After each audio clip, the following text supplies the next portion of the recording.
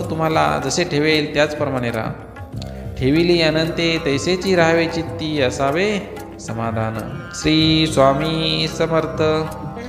नेहमी अशा लोकांपासून सावध राहा की जे तुमची निंदा करतात किंवा तुमचं वाईट चिंतात. अशा लोकांना तुम्ही कधीच जवळ करू नका. आणि नेहमी जे लोक तुम्हाला बोलवत नाहीत, तुमचा मान सन्मान करत नाहीत, अशा लोकांकडे तुम्ही कधीच जाऊ नका.